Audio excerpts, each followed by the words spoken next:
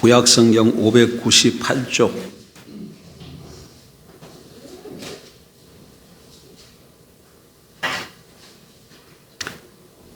열왕기하 20장 1절 같이 봅니다.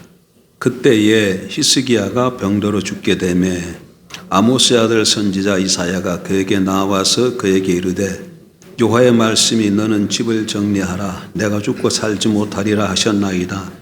히스기야가 낯을 벽으로 향하고 여호와께 기도하여 이르되 여호와여 구하오니 내가 진실과 전심으로 주 앞에 행하며 주께서 보시기에 선하게 행한 것을 기억하옵소서 하고 히스기야가 심히 통곡하더라.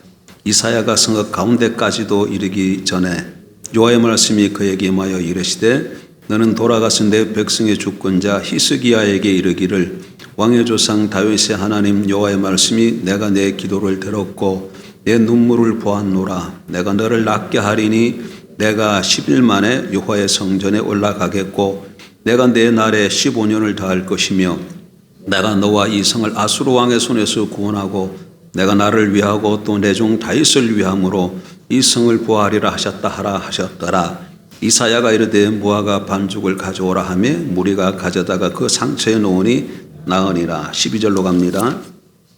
그때 발라단의 아들 바빌론의 왕 브로닥 발라단이 히스기야가 병들었다 함을 듣고 편지와 예물을 그에게 보낸지라. 히스기야가 사자들의 말을 듣고 자기 보물고의 금은과 향품과 보배로운 기름과 그의 궁기고와 창고의 모든 것을 다 사자들에게 보였는데 왕궁과 그의 나라 안에 있는 모든 것 중에서 히스기야가 그에게 보이지 아니한 것이 없더라. 선지자 이사야가 히스기야 왕에게 나와 그에게 이르되 이 사람들이 무슨 말을 하였으며 어디서부터 왕에게 왔나이까? 히스기야가 이르되 먼 지방 바벨론에서 왔나이다 하니 이사야가 이르되 그들이 왕궁에서 무엇을 보았나이까 하니 히스기야가 대답하되 내 궁에 있는 것을 그들이 다 보았나니 나의 창고에 하나도 보이지 아니한 것이 없나이다 하더라.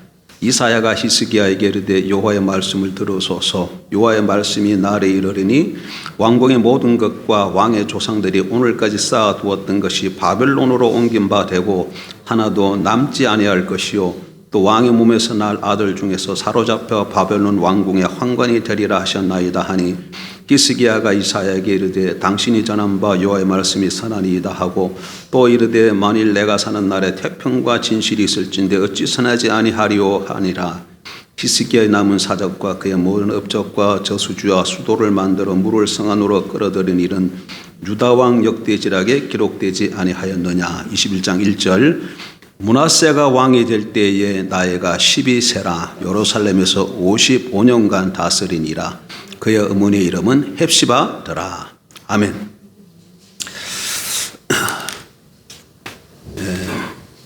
요즘 우리는 주일마다 믿음에 의한 삶을 말씀을 나누고 있습니다. 여러분 믿음이 무엇이죠? 믿음, 일단 믿음이란 뭔가부터 잘 우리가 좀 알아야 되겠죠. 믿음이 뭡니까? 살아계신 인격체신 하나님, 그분을 전적으로 의지하는 것. 살아계신 인격체 되신 하나님입니다. 여러분 인격체 되신 하나님을 만나셨습니까? 그 인격체 되신 하나님을 전적으로 의지 신뢰하는 것. 다르게 표현하면 매번 새롭게 나의 모든 것을 그분께 거는 것. 이게 뭐라고요? 이게 믿음이에요. 이게 믿음입니다. 그리고 이 믿음이 좀 성숙하고 성장하려면 그러면 어떻게 해야 되느냐? 이 믿음에는 믿음의 법칙이 있죠. 이 믿음의 법칙을 따라야 되는데 믿음의 법칙에는 뭐가 있습니까? 하나님을 아는 만큼 어떻게 돼요? 하나님을 믿을 수 있고 하나님을 믿는 만큼 하나님의 영광을 봅니다. 하나님을 아는 만큼 하나님을 믿을 수 있어요. 그리고 하나님을 믿는 만큼 하나님의 영광을 봅니다. 하나님의 영광을 보니까 하나님을 알게 되어져서 또 선순환의 구조가 이루어지는 것이죠. 자, 오늘은 한 걸음 더 나가겠습니다. 믿음에 의한 삶을 살기 위해서는 저와 여러분, 우리는 믿음에 의한 삶을 살아야 돼요. 의인은 오직 믿음으로 말미암아 살리라. 처음부터 끝까지 우리의 삶은 믿음에 의한 삶이에요. 믿음의 삶을 살아야 되는데 이 믿음의 삶을 살기 위해서는 우리에게 필수적인 요소가 있어요. 믿음의 삶을 잘 살기 위해서는 우리에게 이 중요한 필수적인 요소가 있는데 이것을 좀 잘 이해해야 합니다. 그래서 이 믿음과 이 중요한 요소가 어떤 관계에 있는지를 잘 알아야 우리가 믿음의 삶을 통해서 하나님께 영광을 돌릴 수 있죠. 그래서 금주부터는 이 믿음에 의한 삶을 살기 위해서 우리에게 필요한 요소들, 그것들을 좀 살펴보려고 합니다. 그러면 믿음에 의한 삶을 사는데 필수적인 요소들에게는 뭐가 있을까? 첫 번째로 하나님의 행하심을 보는 것. 뭐라고요? 하나님의 행하심을 보는 것. 하나님의 행하심을 보는 것, 이게 무슨 말인가? 하나님이 일하시는 것을 본다, 그런 의미예요. 자, 여러분 좀 보십시오. 그리스도인의 삶은 그냥 사는 게 아닙니다. 우리는 하나님의 목적을 알고 하나님의 뜻을 알고 그 목적과 뜻을 나의 목적과 나의 뜻으로 삼고 그 다음에 이 하나님의 목적을 이룰 수 있는 하나님의 길을 따라 우리가 믿음으로 사는 것이죠. 그러면 하나님께서 우리의 삶을 뒷받침하십니다. 하나님께서 능력으로 영광을 나타내시죠. 이게 그리스도인의 삶이에요. 어떻게 산다고요? 나의 뜻과 나의 목적을 삼고 살아가는 게 아니고 우리는 하나님의 목적과 뜻을 나의 뜻과 나의 목적으로 삼고 이 하나님의 뜻과 목적을 이룰 수 있는 성취 수단은 하나님의 길, 하나님의 수단인데 그 하나님의 길, 하나님의 수단을 따라 믿음으로 나아가는 거예요. 그런데 이 하나님의 목적과 하나님의 길을 알려면 어떻게 해야 되는가? 하나님의 행하심을 보아야 알 수 있어요. 하나님의 행하심을 통해서 하나님께서 하나님의 뜻과 길을 가르쳐 주시는 것이죠. 그래서 하나님의 행하심을 통해 하나님의 목적과 길을 알아서 믿음으로 나아가면 하나님이 그 사람의 삶을 어떻게 하신다고요? 하나님의 능력으로 뒷받침해 주시는 것이죠. 그래서 우리에게는 이렇게 하나님을 행하심을 보는 것이 너무너무 중요합니다. 그래서 믿음에 의한 삶에는 하나님의 행하심을 보는 것이 필요한 것이죠. 필수적입니다. 이 시간에는 그 사실을, 그 내용을 좀 더 자세하게 좀 살펴보도록 하겠습니다. 믿음에 의한 삶을 살기 우리에게 필수적인 요소 중 하나는 하나님의 행하심을 보는 것입니다. 그러면 왜 하나님의 행하심을 아는 것이 중요할까요? 첫째, 하나님은 하나님께서 시작하신 일만 뒷받침하시기 때문입니다. 하나님은 무슨 일만 뒷받침하신다고요? 하나님이 시작하신 일, 하나님이 행하신 일만 뒷받침하셔요. 예. 우리는 믿음을 이렇게 좀 비유해서 설명할 수 있습니다. 하나님께서 어떤 사람에게 10m 높이에 있는 다이빙대에 올라가서 뛰어내려라 이렇게 말씀하셨어요. 그래서 그 사람이 하나님의 음성을 듣고 10m 높이의 다이빙대에 올라갔어요. 그렇고 이렇게 이제 뛰어내려라 그랬길래 뛰어내리려고 보니까 그 수영장에, 풀장에 물이 없습니다. 물이 없어요. 그래서 그럼 이 사람이 어떻게 하겠어요? 당연히 하나님께서 물을 채워주시면 제가 뛰어내리겠습니다. 그랬더니 하나님께서 말씀하시기를 아니다. 네가 뛰어내리면 내가 물을 채우겠다. 이렇게 말씀하셨어요.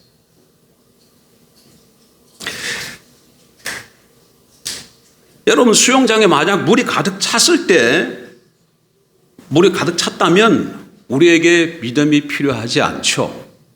수영장에 물이 찼다면 우리에게 믿음이 필요하지 않습니다. 좀 필요한 게 있다면 조금 담대한 것이 필요하겠죠. 예. 이미 보이는 것을 위해서는 우리의 믿음이 필요하지 않습니다. 믿음은 보이지 않는 것들의 실상이기 때문에 그런 것이죠. 하나님을 인격체신 하나님을 믿는다 그 말은 하나님이 뛰어내려라고 했을 때 물이 없다 할지라도 어떻게 하는 거예요? 하나님을 신뢰함으로 하나님을 전적으로 의지함으로 순종하는 겁니다. 그게 믿음이에요. 그래서 믿음은 순종으로 나타나는 것이죠. 그런데 어떤 사람이 이 10m 다이빙대 위에서 올라가서 하나님께 이렇게 말했다고 좀 가정을 해보십시다. 하나님 제가 이 다이빙대에서 뛰어내리겠습니다. 하나님께서 물로 채워주실 줄 믿습니다.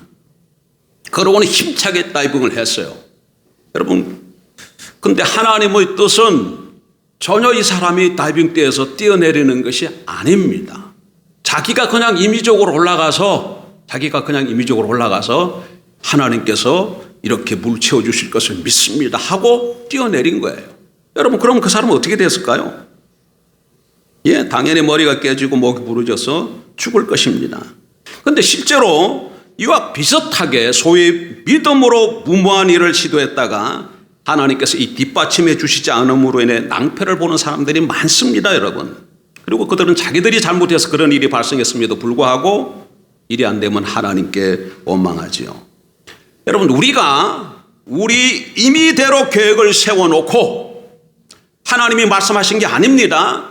자기 스스로가 난 이렇게 하겠다 저렇게 하겠다 계획을 세워놓고 하나님께서 도와주시도록 하나님을 설득시키려고 노력하는 것은 옳은 일이 아닙니다. 그건 신앙의 길이 아니에요. 우리는 하나님이 목적을 보여주시면 그 목적을 보고 쫓아가는 것이지, 내가 목적을 세워놓고 그리고 내 길을 따라 그 길 하면서 하나님, 이거 하나님이 이를 위해서 기쁘시게 하겠습니다 하는 일입니다. 이걸 도와주십시오. 이게 되면 하나님 영광을 돌릴 수 있을 것이고 내가 또 어떻게 할 것이고 어떤 무슨 일을 하겠습니다. 이렇게 하고 가는 것이 아니라는 것이죠. 여러분, 설령 우리가 임의적으로 어떤 일을 세워놓고 하나님 앞에 이렇게 기도하는데 어떤 경우는 하나님께서 또 들어주시는 경우도 있어요. 들어주시는 경우가 있다 할지라도 그것은 전혀 좋은 일이 아닙니다. 그러한 예가 오늘 우리가 읽은 본문에 있는 히스기야의 예입니다. 여러분, 히스기야가 병이 들었어요. 그래서 하나님 앞에 나아가서 간절히 눈물로 기도했더니 하나님께서 그의 기도를 들으시고 이사야를 통해서 어떻게 말씀합니까? 15년을 더 살게 해주겠다 이렇게 말씀하셨어요. 근데 여러분, 이 15년 생명의 연장이 결코 유다 나라를 위해서 유익하지 않았던 것을 우리는 성경을 통해서 바로 볼 수 있습니다. 여러분, 이 15년 기간 동안에 누가 태어나게 됩니까? 히스기야 아들 누구예요? 므낫세가 태어나는데 이 므낫세는 유다 나라의 왕들 중에서 가장 악한 왕 중에 한 사람이에요. 태어나지 않았으면 가장 좋았을 왕인데 이 히스기야가 하나님 앞에 기도해서 15년 동안 생명 연장 받은 그 순간에 태어난 아들이 므낫세입니다. 그뿐만 아니라 이렇게 히스기야가 병들었다는 얘기를 바벨론 왕이 듣고 신하들을 보내서 유문차.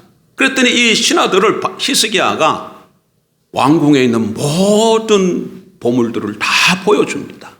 그리고 나중에 이게 어떻게 됩니까? 이런 왕궁의 모든 보물을 보여준 실수를 범했는데 그것이 나중에 바벨론이 유다를 침공하는 계기가 됩니다. 그러니까 히스기야가 하나님의 뜻 가운데, 하나님의 수 가운데 이제 죽게 되었을 때 그 뜻을 알고 그냥 생을 마감했다면 므낫세도 태어나지 않았을 것이고 바벨론의 침공도 어쩌면 없었을지도 모르죠. 여러분, 하나님은 하나님께서 시작하신 일만 뒷받침하십니다. 하나님은 무슨 일만 뒷받침하신다고요? 하나님께서 시작하신 일만 뒷받침하셔요. 이에 대한 좋은 예가 모세의 삶입니다.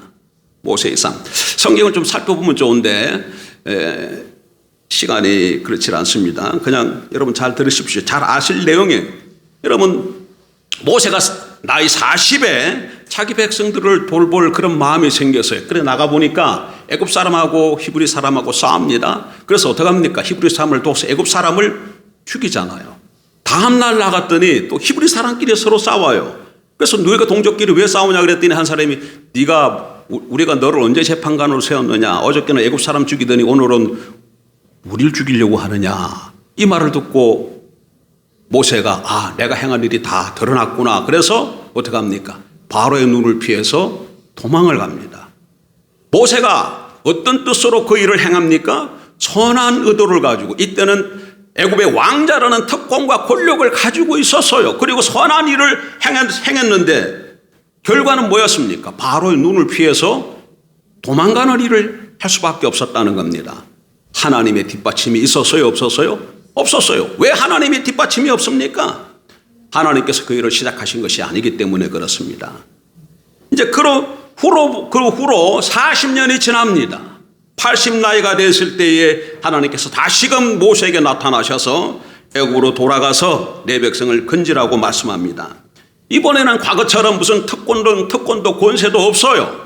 과거처럼 말을 하는 지식이나 언변도 사라진 지 오래되었습니다. 그러니까 이번에는 40년 전하고는 완전히 다른 상황이지요. 그런데 모세가 하나님의 말씀을 듣고 순종해서 나아갔을 때 어떻게 됐습니까? 이번에는 하나님께서 모세 하는 일을 전적으로 뒷받침해 주시죠. 하나님의 모든 능력과 권능과 자원으로 모세 하는 일을 뒷받침해 주심으로 모세가 이스라엘 백성들을 애굽에서 인도해낸 줄 믿습니다. 이렇게 하나님이 시작하신 일만 뒷받침하셔요. 따라서 하나님의 일의 뒷받침을 받으려면 어떻게 해야 되겠습니까? 하나님의 일이 뭔가를 알아야 되겠죠. 그러기 위해서는 어떻게 해야 된다고요? 하나님의 행하심을 보고 봐야 된다는 거예요. 하나님의 행하심을 봐야 하나님께서 하나님의 일이 무엇인지, 하나님의 뜻이 무엇인지, 하나님의 길이 무엇인지를 비춰주기 때문에 그렇습니다. 따라서 믿음의 삶을 살기 위해서는 하나님의 행하심을 보는 것이 아주 필수적입니다. 두 번째, 믿음에 의한 삶을 사는데 왜 하나님의 행하심을 보는 것이 중요합니까? 첫 번째는 하나님은 하나님의 일을 하신 것만 뒷받침하셨기 때문이고, 두 번째는 하나님은 주도권을 가지고 하나님의 목적을 우리에게 계시하십니다. 하나님께서 주도권을 가지고 하나님 자신을 우리에게 계시한다는 사실은 우리가 지난주에 살펴봤습니다. 그런데 하나님은 또한 다른 것들도 계시해 주셔요. 여기 한번 띄워주세요. 하나님께서 계시하는 것들, 그것도 계시하는 이유와 목적이 뭐냐? 하나님께서 뭘 계시하시는 건데 제시하시는 걸로 이렇게 잘못 기록됐네. 하나님께서 계시하는 것들 뭐가 있어요? 하나님 자신. 이 하나님 자신을 계시하는 이유와 목적은 첫째, 하나님과 친밀한 교제를 위해. 둘째는 믿음으로 하나님을 신뢰하도록. 하나님의 목적을 계시하는 것은 우리로 그 일에 동참하도록. 하나님의 길 혹은 하나님의 길은 방법과 수단이죠. 하나님께서 하나님의 길을 계시하시는 것은 그 길로 행하도록 하기 위해서. 이렇게 보면 하나님 자신만 계시하시는 것이 아니라 하나님의 목적과 이런 이 길도 계시하셔요. 여러분, 우리 신앙은 무엇보다도 가장 중요한 것이 하나님과의 친밀한 교제입니다. 하나님께서 우리를 부르신 가장 우선적인 목적이 뭐라고요? 친밀한 교제예요. 교제입니다. 뭐 일하는 것보다도 더 중요한 것이 교제예요. 예. 하나님 우리를 하나님과 친밀한 교제 가운데로 인도하기 위해서 그래서 자신을 계시하시는 것이죠. 그것이 하나님께서 자신을 우리에게 계시하는 하나의 이유입니다. 왜냐하면 하나님과의 친밀한 교제는 하나님을 알고 사랑하는 것을 말하고 우리가 하나님을 아는 만큼 하나님을 사랑할 수 있기 때문에 그렇습니다. 그리고 우리가 하나님과의 친밀한 교제 가운데 살아갈 때 하나님은 하나님의 목적을 우리에게 계시해 주셔요. 친밀한 교제 가운데 있을 때 하나님의 목적을 무엇인가 우리가 알 수 있습니다. 친밀한 교제 가운데 있지 않는데 느닷없이 하나님의 뜻을 찾을 수 있다? 그건 사실 불가능에 가깝습니다, 여러분. 친밀한 교제 가운데 있을 때 하나님께서 당신의 뜻을 보여주시는 것이죠. 왜 하나님께서 하나님 목적을 우리에게 보여주십니까? 우리로 하여금 그 일에 동참하도록 우리를 초청하시는 거예요. 하나님은 하나님의 백성들인 우리를 통해서 이 땅에서 하나님의 뜻을 이루고 자신의 영광을 나타내시기를 원하시기 때문에 그렇게 하시는 겁니다.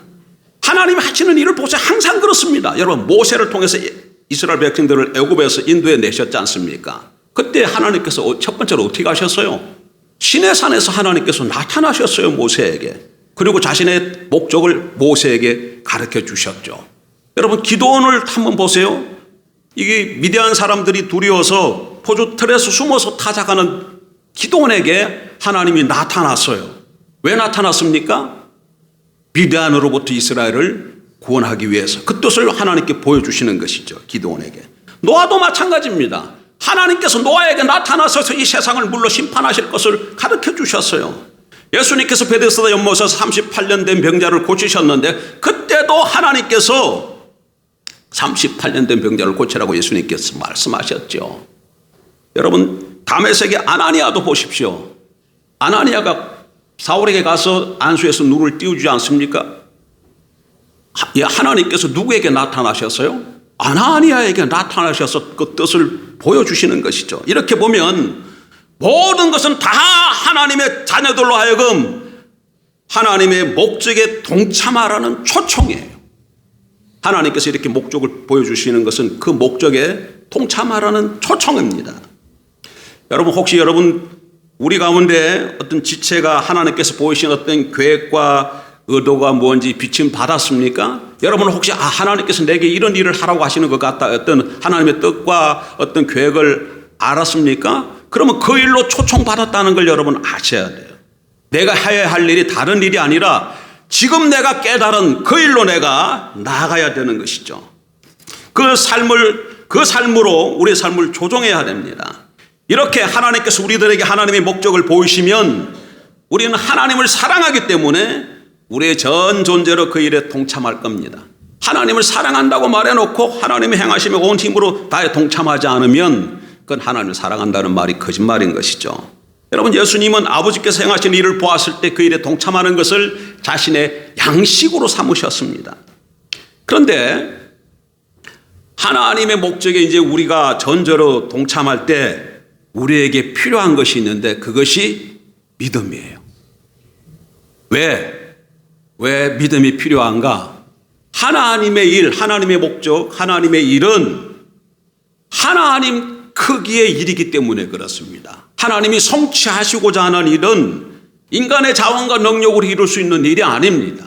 하나님의 자원과 능력으로만 성취 가능한 크기의 일이기 때문에 우리에게 필요한 것이 뭐라고요?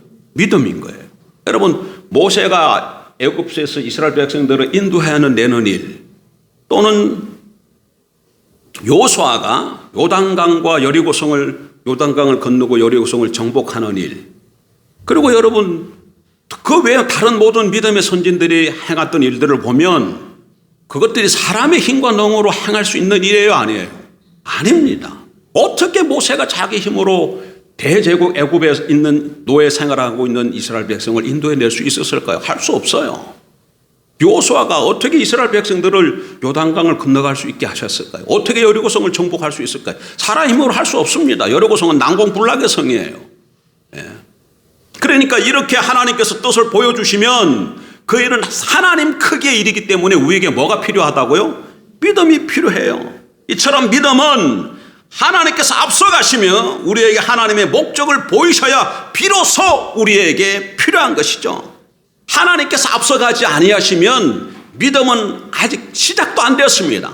하나님이 앞서가시면서 하나님의 일을 보여주지 않으면 우리에게는 아직 믿음이 필요치 않아요. 믿음이 필요치 않습니다. 그러나 하나님께서 앞서가시면서 일을 보여주시면 그때부터 우리에게 믿음이 필요한 것이죠. 많은 경우 사람들이 이 믿음을 갖다가 자기 임의대로 계획을 세워놓고 그 계획대로 이제 해 나가려고 할 때에 확신을 갖기 위해서 하나님 앞에 나가서 기도하고 간구하는 것, 이걸 믿음이라고 착각합니다. 믿음은 그게 아닙니다, 여러분.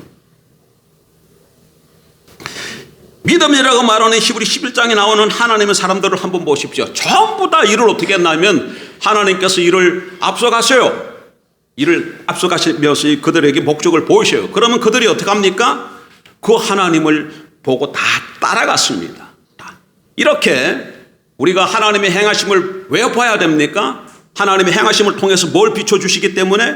목적을 비춰주시기 때문에 하나님의 행하심을 보는 것이 필수적이에요. 세 번째로 왜 믿음의 삶을 사는데 하나님의 행하심을 보는 것이 필요합니까? 첫 번째는 하나님이 하신 일만 뒷받침하고, 두 번째는 하나님의 목적을 계시하고, 세 번째는 하나님은 주도권을 가지고 하나님의 길을 계시하시기 때문입니다. 하나님은 우리에게 하나님의 목적만 계시하시는 것이 아니라 하나님의 길도 계시하십니다. 하나님의 길이란 무슨 말이죠? 하나님의 목적을 성취할 수 있는 수단, 방법을 얘기하는 겁니다.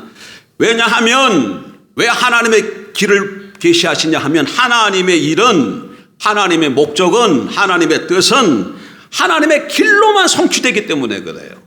하나님의 길로만. 우리 이 모세에 의해서 잘 볼 수 있습니다. 시내산에서 하나님은 모세에게 애굽에서 이스라엘 백성들을 건져내시라는 목적을 계시해 주십니다. 그런데 그 목적만 계시하시는 것이 아니라 그것을 이룰 수 있는 방법까지도 아주 구체적으로 계시해 주세요. 이걸 한번 찾아보십시다. 출애굽기 3장.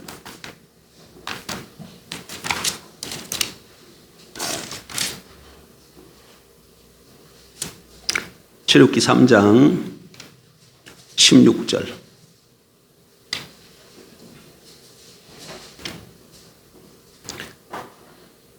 20절까지 보십시다. 너는 가서 이스라엘의 장로들을 모으고 그들에게 이르기를 여호와 너희 조상의 하나님 곧 아브라함과 이삭과 야곱의 하나님이 내게 나타나 이르시되 내가 너희를 돌보아 너희가 애굽 땅에서 당한 일을 확실히 보았노라.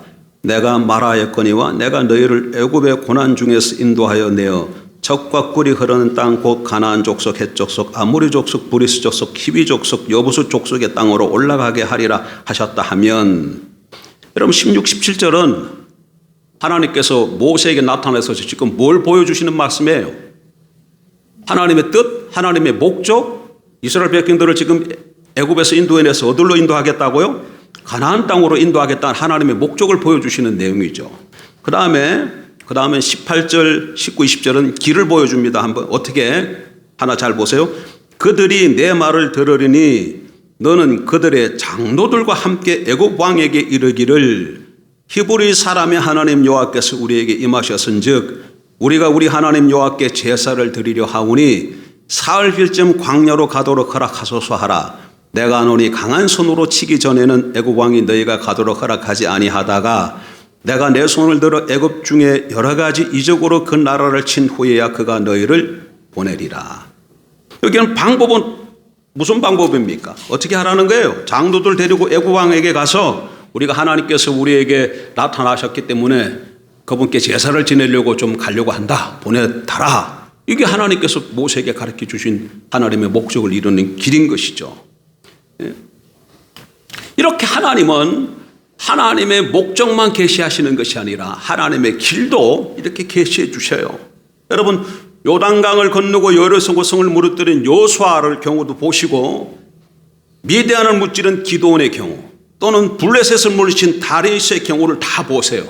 모든 경우에 있어서 하나님은 하나님의 뜻과 목적만 계시하는 것이 아니라 구체적인 하나님의 방법까지 다 계시해 주십니다. 근데 문제는 그때마다 하나님의 방법이 다 달랐던 것이죠. 보세요. 여호수아의 경우 하나님의 여리고성을 칠 때와 아이성을 칠 때 방법이 달라요. 아이성을 칠 때는 어떻게 하라고 그랬습니까? 성을 한 바퀴씩 돌고 마지막 때는 여리고성 정복할 때는 성을 한 바퀴씩 돌고 일곱째 되는 날은 7바퀴 돌고 함성 질러라 그랬죠. 이게 여리고성 전명 방법이에요. 근데 아이성 가서는 어떻게 하라 그래요? 또 성 돌라 그랬습니까? 근데 한국 사람들은 이 여리고성 이거 방법만 보고 무슨 일만 있으면 그 뜻을 이루기 위해서 어떻게 항상 이거 땅 밟기 이것만 자꾸 해. 이 땅 밟는 것은 여리고성에 해당되는 방법이지 다른 곳 성장 방법 아닙니다. 그런데 이게 성경을 어떻게 읽어서 자꾸 그렇게 됩니까? 문자적으로 읽어서 그렇게 되는 것이죠. 여러분 모세가 홍해를 가를 때와 여호수아가 요단강을 건널 때도 방법은 달랐어요. 하나님께서 왜 이렇게 하시는 이유가 뭡니까? 방법을 왜 계속 달리하느냐? 하나님을 의지하도록 하기 위해서요. 하나님을 의지하도록. 그리고 우리가 하나님을 의지할 때 하나님은 그때 하나님의 방법으로 우리에게 계시해 주시는 것이죠. 그러니까 하나님은 하나님의 목적만 계시해 주시는 것이 아니라 무엇도 계시해 주신다? 이 하나님의 목적은 하나님의 크기에 이르기 때문에 하나님의 길로만 성취되기 때문에 하나님의 방법도 계시해 주셔요. 그래서 그거 두 개를 다 봐야 돼. 하나님의 뜻이 무엇인가? 하나님 성취할 수 있는 길이 무엇인가? 이게 두 개를 다 봐야 믿음으로 우리가 나아갈 수 있는 것이죠. 그래서 우리에게 필요한 것이 뭐다? 믿음이고 하나님의 행하심을 보는 것이 필요하다. 그 얘기입니다. 예. 근데 이스라엘 백성들은 그렇지 않았죠. 광야에서 이스라엘 백성들이 하나님께서 뭘 보여주셨나요? 전능하신 하나님을 보여주셨죠. 애굽에서 여러 가지 재앙을 통해서. 그리고 하나님께서 이스라엘의 하나님인 것까지도 이렇게 확인시켜 주셨어요. 예. 그리고 하나님께서 그들을 애굽에서 가나안까지 아브라함에게 약속하시고 모세를 통해서 그것을 성취하시려고 하는 그런 뜻도 다 보여주셨어요. 그럼 이제 이스라엘 백성들이 뭔만 하면 됩니까? 무엇을 하면 되겠어요? 이제 하나님이 이렇게 행하시는 것이 좀 더딜지라도 하나님의 지시를 기다리고 있으면 돼요. 다시 말하면 하나님께서 하나님의 길을 보여주시기를 기다리면 돼요. 그런데 이스라엘 백성이 그걸 못하는 거예요. 그걸 못하는 거예요. 그들은 그렇게 하지 않았습니다. 그래서 성경은 어떻게 얘기하느냐면 이렇게 얘기합니다. 그냥 들으십시오. 시편 78편 22절에 이는 하나님을 믿지 아니하며 그의 구원을 의지하지 아니한 때문이로다. 시편 106편 13절 이하에는 그러나 그들은 그가 행하신 일을 곧 잊어버리며 그의 가르침을 기다리지 아니하고 광야에서 욕심을 크게 내며 사막에서 하나님을 시험하였도다. 만약 이스라엘 백성들이 하나님을 신뢰함으로 하나님의 지시를 기다렸더라면 하나님은 아마 모세를 통해서 하셨던 것처럼 똑같이 행하셨을 것이에요. 그러나 그 경우 그들은 하나님의 시험을 통과했을 것이고 하나님과 동행하는 놀라운 승리를 경험했을 것입니다. 그리고 가나안 땅에 들어가는 그 기간도 짧아졌을 것이에요. 그러나 인내하지 못하고 믿지 못하고 하나님의 길을 기다리지 못함으로 모든 것이 어긋났고 출애굽 1세들은 광야에서 흩어지고 말았습니다. 자, 말씀을 정리합니다. 믿음에 의한 삶을 살려면 필수적인 요소가 있는데 그 첫 번째가 뭐라고요? 하나님의 행하심을 보는 거예요. 하나님의 행하심을 본다. 이 말은 하나님의 일하심을 본다는 거예요. 하나님께서 우리 주위에서 일하고 계시는 걸 여러분 믿으십니까? 우리 삶 가운데서 내 주위에서 일어나는 일은 어떤 거 하나라도 우연히 일어나는 거 없습니다, 여러분. 우리 삶에는 우연은 없어요. 모든 것이 하나님의 뜻과 섭리 가운데서 일어나는 거예요. 그래서 하나님의 행하심을 이렇게 보는 것이 우리에게 필요해. 반드시 필수적이야. 왜? 그 하나님의 행하심을 통해서 우리에게 하나님의 목적과 길을 제시해 주시고 그래서 믿음으로 하나님의 뜻을 나의 뜻으로 삼고 하나님의 길을 따라 나아가면 하나님께서 뭐 하신다고요? 하나님의 능력으로 우리를 뒷받침해 주시죠. 그래서 하나님의 목적과 길을 계시받고 하나님의 뒷받침을 얻기 위해서는 하나님의 행하심을 보는 것이 반드시 우리에게 먼저 있어야 합니다. 그래야 우리가 믿음으로 승리하게 될 줄 믿습니다. 같이 기도하십시다.